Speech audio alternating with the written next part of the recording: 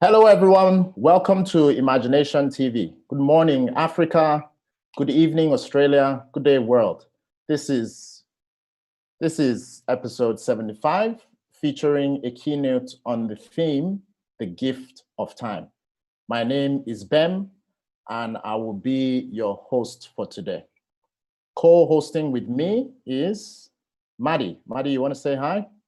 Hi there, guys. It's great to be on the show again. Okay, how are you feeling? I'm feeling good. I loved this entire topic, the gift of time, and the idea of it is that our time is precious, and maybe it is something that we can give to others or give to ourselves. So I'm really looking forward to today. Excellent. Thanks, Maddie. Well, yesterday we had our first youngsters takeover, and how incredible was that? We had Chloe on, we had Kalani, Riley, Imogen, and it was really a good way to see that kids understand the concept of time, and they know about them gifting their time. On the show today, we have a keynote from Mr. Granger, and he's going to be talking on this theme and taking us through that experience from his perspective. Well, on the call, we also have Abdullah Abubakar from Dogire Model, Nigeria. Abdullah, do you want to say hi to the audience? Hi. Okay, Abdullah, today's theme is the gift of time. What does that mean to you?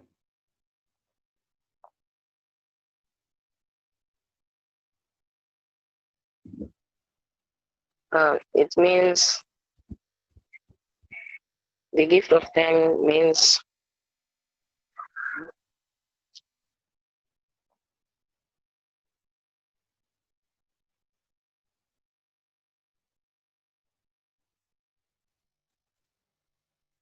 Hello, Abdullah, do you hear? No.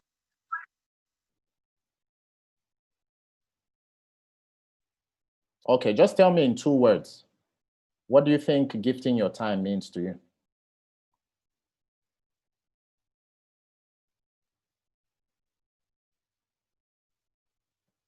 All right, it seems like Abdullah is having some technical issues there.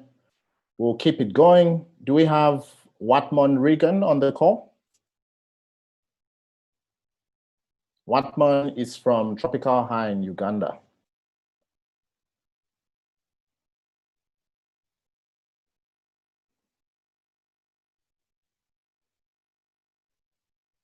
All right, I think we'll just keep this going. It seems like our beautiful continent is so hot today that it's talking to the internet. So we'll keep this going. Next on, we have a 60 seconds challenge with the principal, Mr. Gama from Sakotabo Secondary School. And I'll hand this over to the team, and we'll get to see that now. Well, good day, world. Welcome to the Principal's Challenge section of the IMAGI-NATION TV show. Here with me all the way from South Africa, I have a principal of one of our lovely schools down there. Sir, please, can I get you to introduce yourself quickly and tell me what country and school you're from? My name is Clement Gama, the principal of Sakotabo Secondary School in South Africa, Mamelodi. Thank you. Are you ready for the 60-second challenge? I'm sure I'm ready. I'll give it a shot. Okay, so we will start off with, what are your favorite names?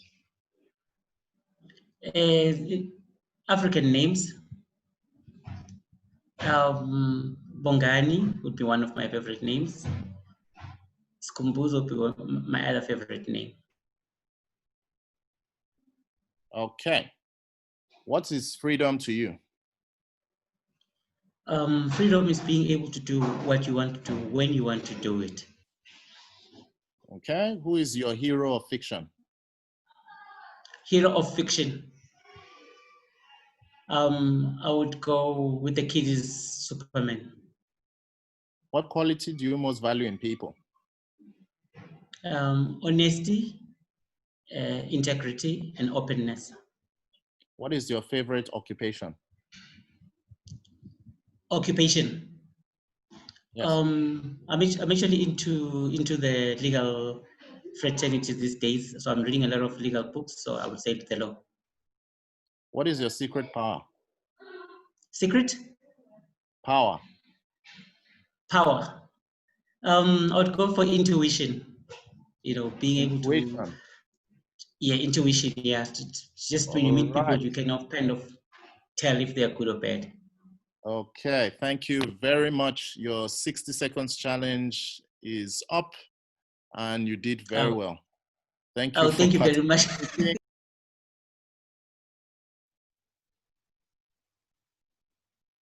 All right, welcome back. That was 60 seconds from South Africa. Next, we have 180 seconds of wizardry. We have Hansel Palm all the way from Nigeria in West Africa. Let's take it away. Hello, my name is Hansel Palm and I'm from Nigeria. I'm an artist and I love to paint. So I'm going to be your wizard for the next 180 seconds and it's going to be fun.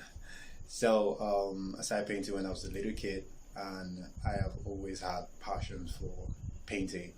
And it's currently what I do for a living and I'm also a student. So today I'm going to be showing you how I'll be painting with ink. And I have my ink, red in color.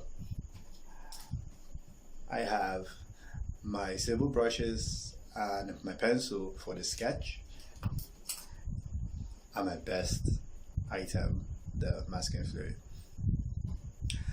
Yeah, so we can start. So I'm gonna start with the heart. Sketch that is, and the next I would do is to start applying my masking fluid, and I'm gonna make the design that I want. Finished making the design with the masking fluid, and the next I want to start is painting with my ink. So let's see. How to watch the edges. If you can see, the highlighted part is the masking fluid and you can see the design already coming out, and this is the one before I finally peel off the masking fluid because it's plastic, sorry, rubber. So when I peel off, then you can see the design fully. So here you can actually just, you know, freestyle and play around with the color just to get what you're looking for and be as flexible as you can, not rigid anyway. So this is the finished work and I must say it's interesting. This was fun, wasn't it? Yeah, chase your dreams.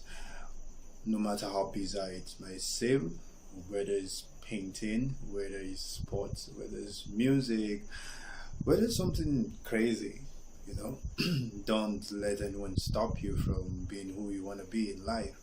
And do not forget, work hard, work smart, and trust me, you will get there and you're going to be celebrated. So yeah, bye. What a fantastic wizarding video. I didn't know you could paint with ink. I've painted with acrylics and a whole heap of other different mediums, but I had no idea you could paint with ink. Now, before we get on to our keynote, Dr. Alex Granger, which we have a lot to talk about with, I'm going to open up the Q&A to the people in the live audience and on YouTube. So if you want to send through some questions to ask anyone here, so either Ben, myself, or our keynote, that would be great. Actually, I have some questions for you, Bam. So the topic is gift of time. All right. What does that mean to you? What is gift of time to you, and why is it so important? Well, why? I think time is the only finite resource in the world right now. You can almost get more of anything, but time is just one thing that you never get back.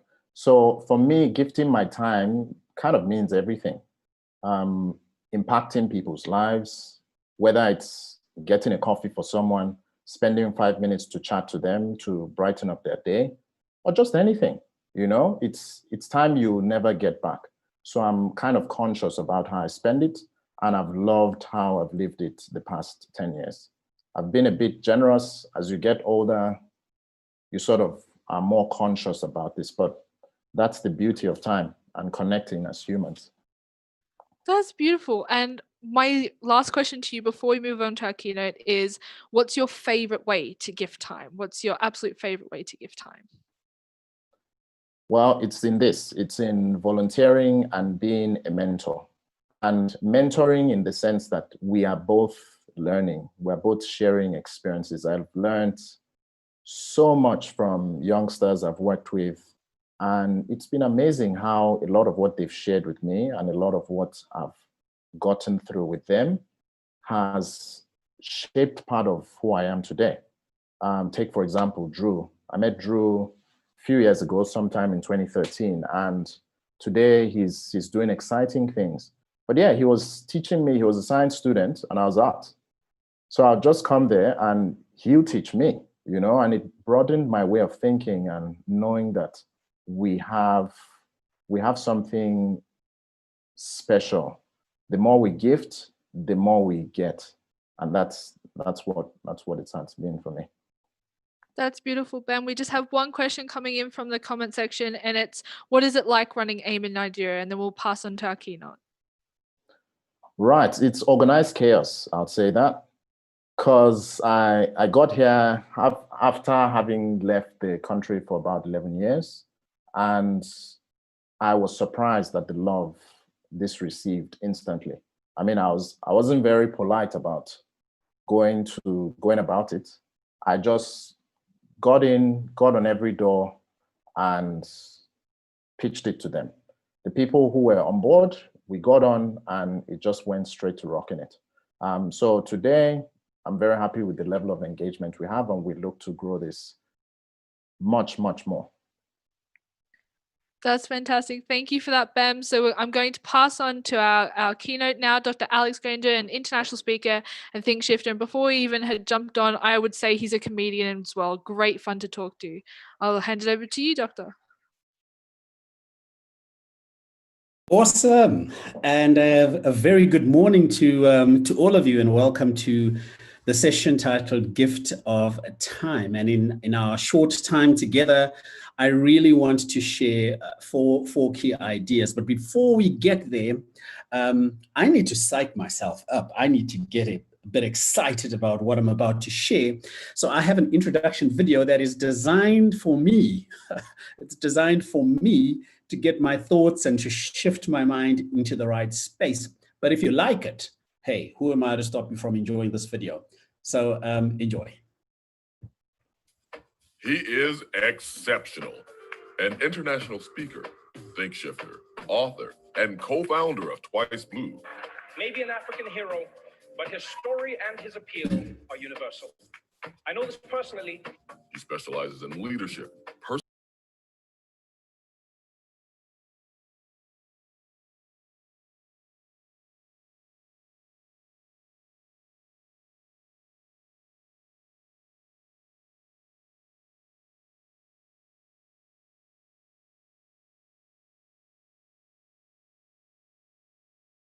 Please welcome Dr. Alex Granger.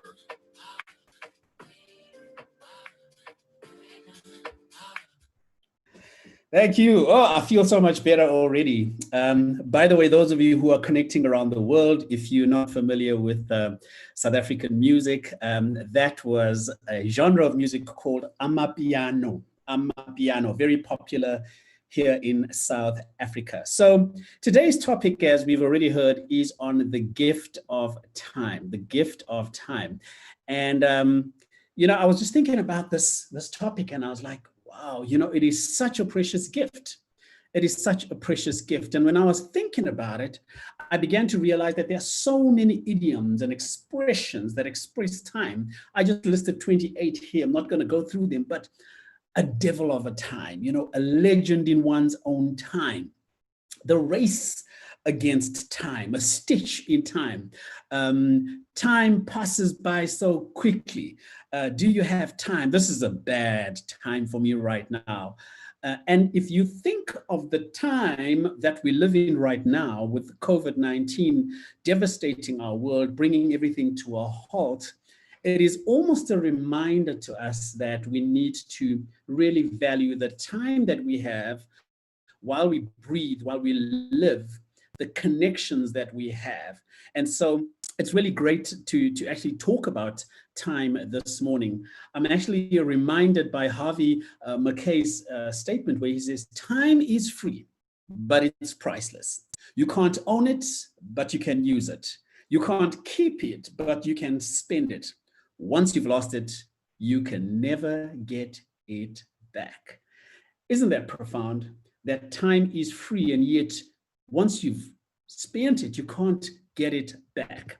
And so it's interesting for me because in the work that I do as a speaker, and I prefer to call myself a think shifter because I'm always trying to stimulate the way that we think to shift the trajectory of our future, the narrative of our lives as we go forward. And I love telling stories. I love telling stories because the story itself, often when I was a kid, we were told stories and the stories began with the sentence, once upon a time. Once upon a time. So just think about it. You know, have you ever heard of the man who's been running alongside his bicycle? A passerby asks, why are you running alongside your bicycle? The running man replied, because I don't have time to stop and get on my bicycle. Have you ever felt like that? Time is passing like the speed of light and you worry stopping because that may cause you to lose an already flimsy grip on your time.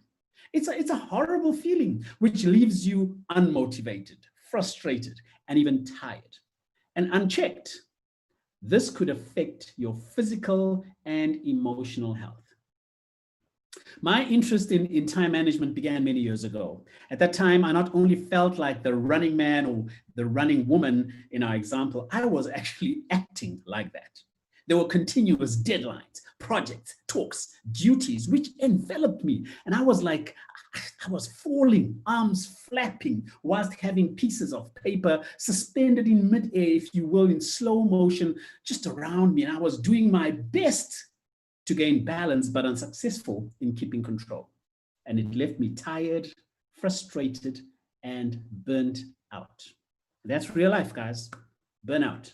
And the most difficult pill for me to swallow was not for the headaches. Instead, it was, I knew others with a similar workload and they weren't burnt out. So let me share these ideas around the importance of time, the importance of the gift of time, and actually how we can shift the way we think about it. When we talk about the effectiveness of time management, it's important. People's reaction to things is dependent on their own individual personality. And I learned that an important part of it comes down to how we manage our time. But effective time management isn't having a shiny new app and installing it on your device and boom, everything's cool. No, time management starts in our head and in our hearts. Well, at least it does for me. Our heads, in a logical manner, reasons there must be a better way of handling all these different pieces of work. Our heart agrees, and with our heads, which provides the motivation to make it work. But why? Well, first, we know we need it, right? We know we need it. It's logical and it fits all our reasoning. Second, we know we need it because it's good for the soul, like chicken soup for the soul. So what are some of the reasons to prove effective time management benefits us? And what are the benefits to our lives for a healthy grip on time? Well, there's 6 ideas. 3 on the importance or the reasons why: getting work done, reaching your goals, and gaining joy from it, right? And then the benefits: it limits the amount of stress you have, maintaining good relationships with others, and you get an optimistic view of our future. So let me just break it down briefly. Let's just go back there. When we talk about effective time management and the reasons, getting work done is important. Who of us enjoys having a load of open tasks and nothing completed? No one. It's like cooking a meal but never sitting down to eating it. All that effort and no reward. Or maybe you want to reach for your goals. Every day we have different goals of different sizes. And when we manage our time in an effective manner, we get tasks and projects completed. And as a result, we are making consistent steps towards immediate and long-term goals. But we also gain joy from the work. You know, joy and happiness are very different. Happiness is in most cases affected by our circumstances and our environment, whereas joy comes from inside and isn't dependent on circumstances or our environment. But there are also rewards, guys. There are rewards. One of the rewards is that it limits the amount of stress. Appropriate amounts of stress are good. Stress pushes us to set a reasonable standard for our quality of work. Effective stress makes us reach our deadlines, but also energizes us to do and to give our best. But we also are able then to manage good relationships. When our life feels like a steel ball in a pinball machine, it can begin to affect our relationships with others. And unfortunately, they are our loved ones and our close friends. And now look, I don't have a white paper on the following statement, but I think it's true. It seems logical that our friends and our family probably make up about 90% of our support network. So losing the value that comes from our network of support is not beneficial for productivity or for long-term happiness. But then there's the optimistic view of the future. Most of the time, we are trying to handle recurring tasks. These are not once-off projects or assignments that tax us for a few weeks or days, after which we can relax and unwind. When recurring tasks become too much for us, dark clouds of gloom and pessimism move in with no wind to blow them over. So having an optimistic view of future becomes a reward and a benefit of time. And finally, you can improve. Are you running alongside your bike? Do you feel you don't have the time to stop and get on? Well, do yourself a big favor and stop for a little while. Use that pause time to evaluate where you're losing the balance. Is it too many distractions while you're trying to get things done? Have you bitten off more than you can chew? And could you get some help? And there could be a whole number of reasons. And you are the best one to know what might be the underlying reason. So let's move on to how to use this gift of time during conflict. It's just, there's all this pressure, you know? And sometimes it feels like it's right up on me and I can just feel it, like literally feel it in my head, and it's relentless. And I don't know if it's going to stop. I mean, that's the thing that scares me the most, is that I don't know if it's ever going to stop. Yeah. Well, you do have a nail in your head. It is not about the nail. Are you sure? Because, I mean, I'll bet if we got that out of there. Stop trying to fix it. No, I'm not trying to fix it. I'm just pointing out that maybe the nail is causing. You always do this. You always try to fix things when what I really need is for you to just listen. No, see, I don't think that is what you need. I think what you need is to get the nail See, you're out. not even listening now. Okay, fine. I will listen. Fine. It's just sometimes it's like there's this achy, I don't know what it is. And I'm not sleeping very well at all. And all my sweaters are snagged. I mean, all of them. That sounds really hard. It is. Thank you. Ow! Come on, if you would just... Don't. I love that video, guys. I play that video for me. Love, love, love that video. But we're talking about how we can leverage time to actually deal with conflict. Like, you might think that the gift of time is just for you to gift others, but even within your relationships, how can you use time to deal with conflict? You know, sometimes choosing to ignore certain issues is not about putting your head in the sand. It's not about being a coward. Rather, it is about realizing that time is your greatest teacher. It is your friend and it can be your savior. Time teaches that one, emotions often die down after a while. And what you may have said then, you may not want to say now. Issues can sometimes rectify themselves without you having to get involved, solve everything, or even beat somebody up. Have you ever felt that frustrated? Sometimes we need more information than we often realize before we make important emotional or practical knee-jerk decisions. So before you hit out, before you try to solve any issue, ask yourself whether your response can wait.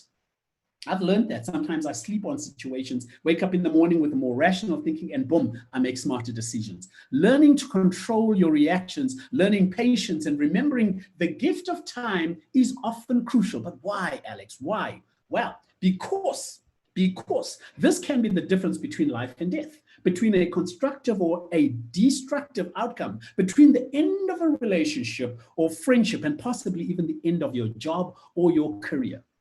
So, learning to apply the gift of time may lead to a different response, and this may also lead to a different outcome. So always try to be clear about what it is that you wish to achieve or create, then act from that position. Because if you just react, it never usually leads to a positive outcome. And deep down, we usually know this, even if our egos tell us something different. This is when we start justifying our behavior, even to ourselves. We can continue doing this for days. We can continue beating ourselves up or trying to explain our actions with all sorts of rationalizations and explanations. But this is just a waste of time and such a waste of energy. All because we so easily forget the silence is often the best answer to any problem. Well, initially at least. So learning that most situations require objectivity will help you step back. It will help you create a space between you and the problem. Creating space and objectivity is a far more effective way of finding a resolution. And on the other hand, many things often do get resolved without intervention. It just may take a little bit of time. That is the gift of time. So some situations require mediation, but not all of them. So the gift of time becomes important. Keep reminding yourself that time is your friend. You just need to learn to trust this thing called time, and you will be surprised at what you can achieve.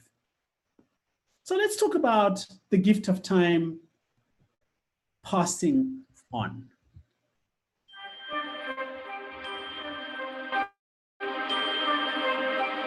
Like sands through the hourglass, so are the days of our lives. Now, guys, come on. Don't tell me you haven't ever watched the soapy.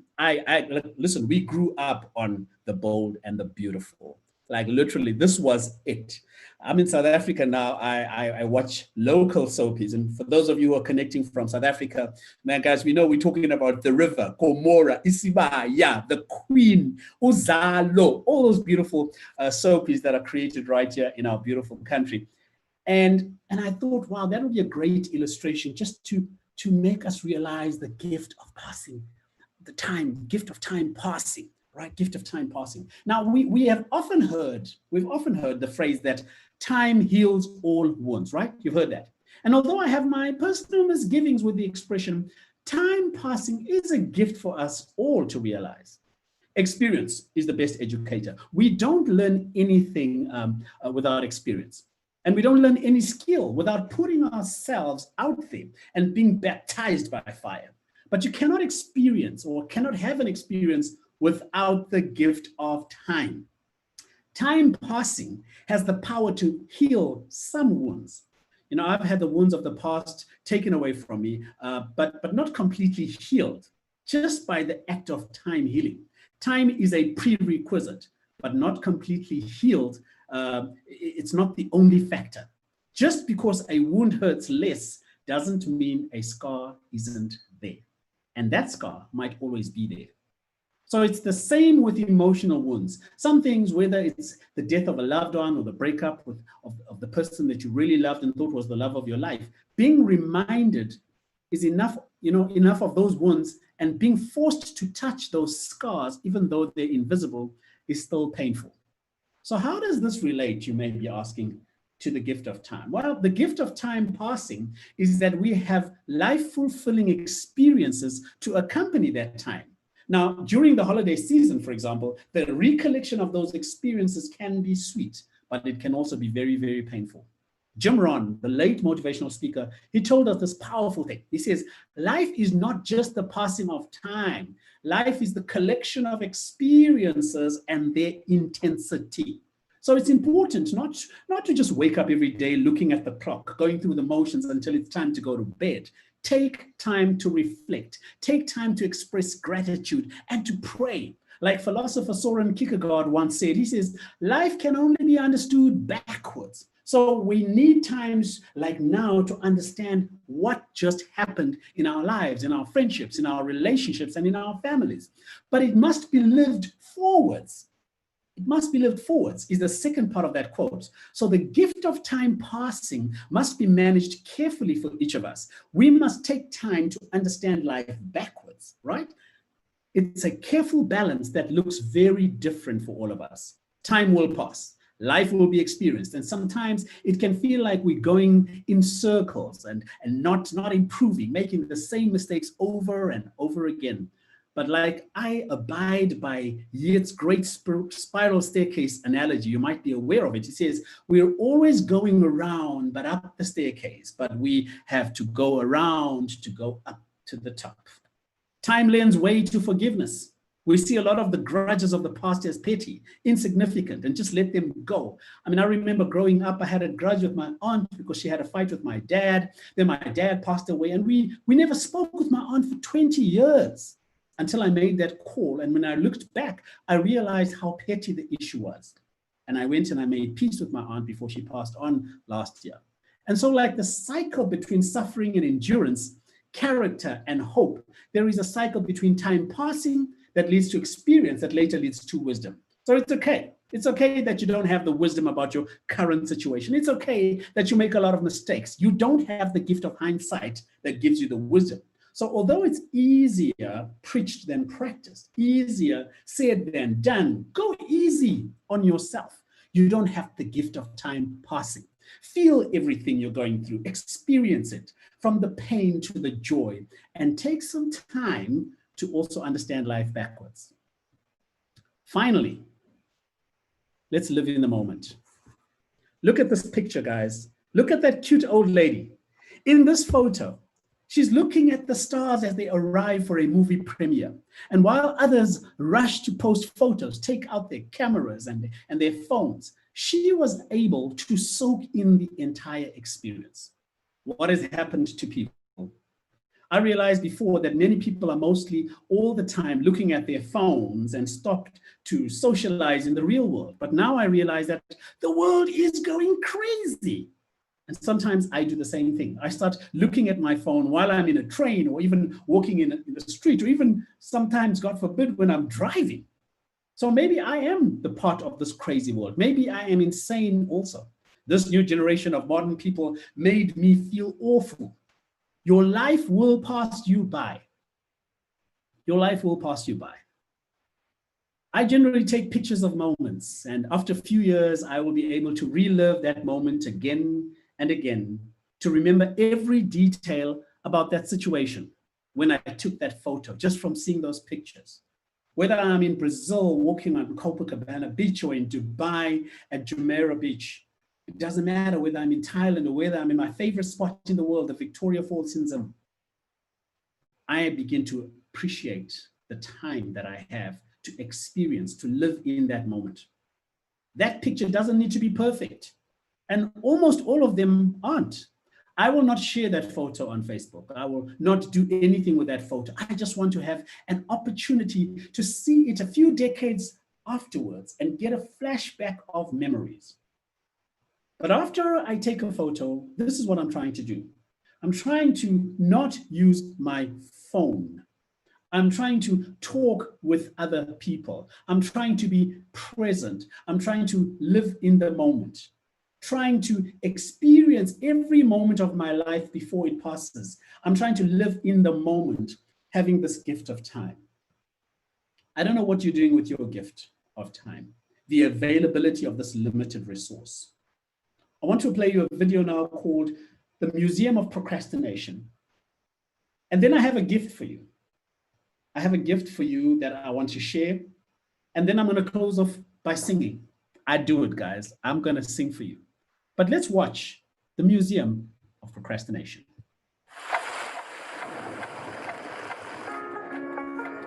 Welcome to the Museum of Procrastination.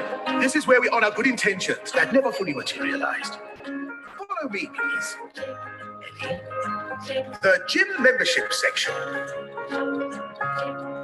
To be precise, the memberships that were used once and then spent the rest of their lives in wallets. This one I find particularly moving. The unfinished novels. What a waste of talent. A moment of silence, please. Thank you. Musical instruments that have only played Frere Jacques.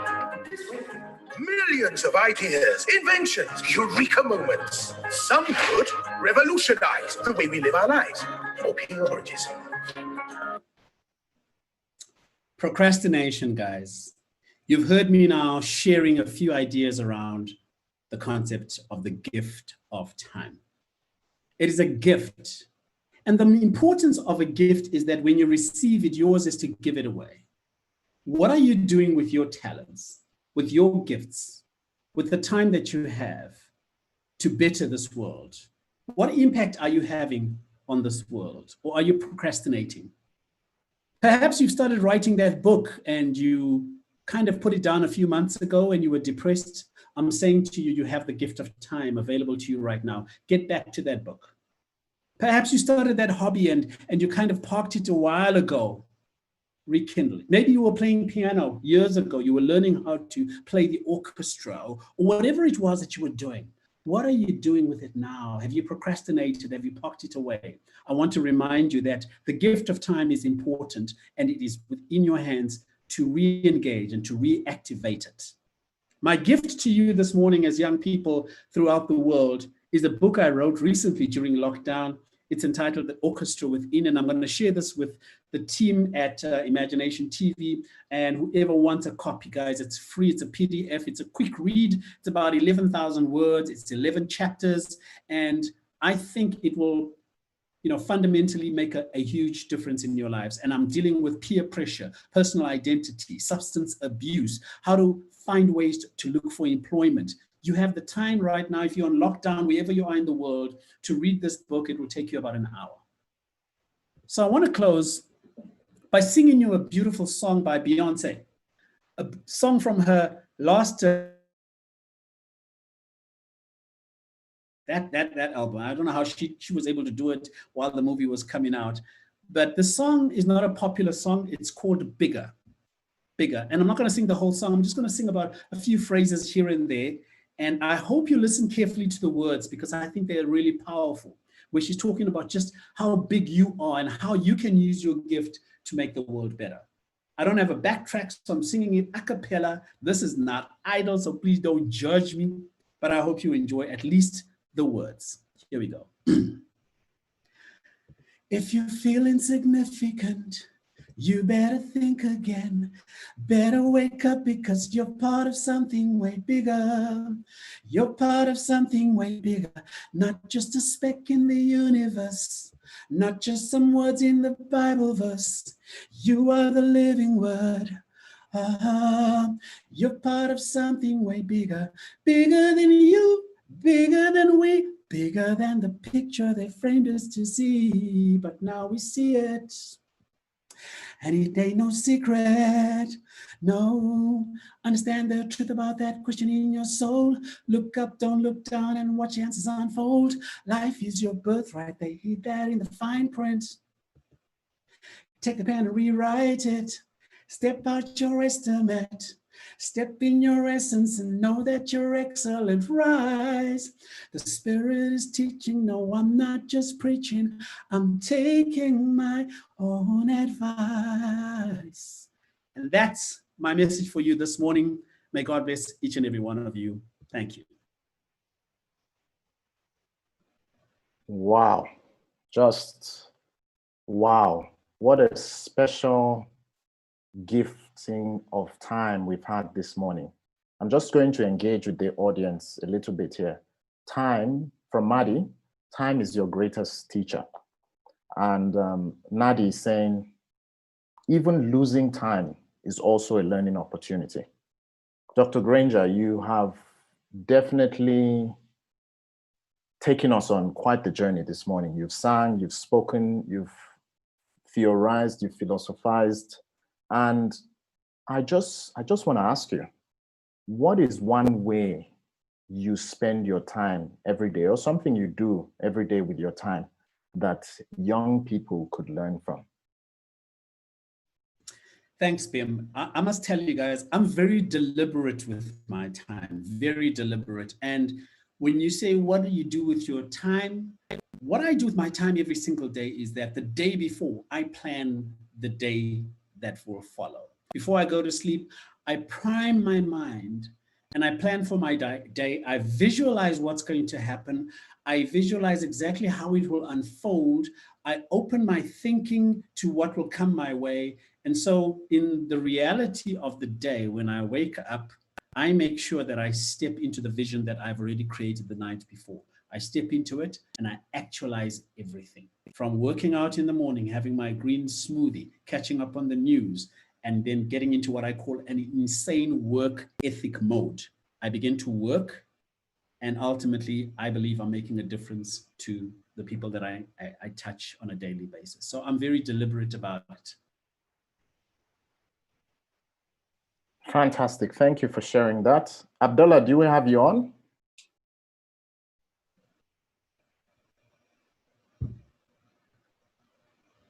Abdullah, do you have any questions for Dr. Granger today?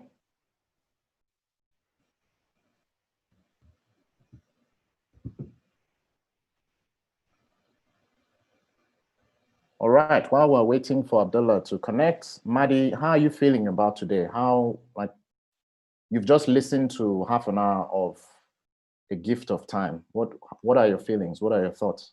I could not be more inspired. Honestly, there's always half projects. I'm a person who has been known for, starting a crochet item and then leaving it for a year and then going back to it. But I feel as long as you do keep going back to it and eventually finish it, then there's no harm in that. Like, do go back to it. And if you lose that time, you learn from it the next time and you go back to it and go back to it and you build upon it. So I think I'm gonna go home and finish some projects now. I'm completely inspired, as there's so many people in the YouTube comments saying exactly the same. They're very inspired by you, Doctor. All right, Dr. Granger, I'm just going to recap. Yes, go ahead. And thank you so much, Madden, for sharing that. And trust me, I'm not an expert or a pro on managing my own time. I have my own flaws because I'm human. But here's the thing, as you saw in that procrastination video, one of the things that used to irk me was working out and being healthy. So I turned 50 this year. I'm type 2 diabetic. And for many years, I neglected my physical health. And that has changed in the last 2 years. But what I realized was that this gift of time that I have, as you get older, you've got to have certain disciplines in place. So when you start a new thing in your life, whether it's whether it's a new hobby, for example, playing a piano, the excitement that you have when you started tends to fade over a period of time. The trick is to actually, when you begin to feel disheartened and depressed or not interested anymore, you've got to prime your mind to remember, why did you start in the first place? And that will make you question your core purpose, the reason for the existence of that thing in your life, the meaning for it. And that will give you more value to get back to doing it. So again, that is connected to time, the time that we have right now to be able to fulfill those desires. Thank you once again, Dr. Granger. I think we're just going to let this one sit. You talked about the gift of time, but I want to kind of, from your keynote, what I took out of it was also looking at time as a gift, the moments that pass that we never get back. And through this 30-minute experience, you've definitely captured both worlds. And we are very grateful to you for giving your time today. I'm definitely looking forward to reading the book, and I'll go back to watch this episode. At this stage, I just want to say a big thank you to Maddie, my co-host. Thank you to Abdullah. Thank you to the production team. And thanks to the live audience for engaging with this one. I think this one is a thinker, and I would leave us all on that note. Thanks for signing in today, and we look forward to seeing you tomorrow at 12 noon Australian Eastern Standard Time. Thank you very much, crew. Have a lovely day.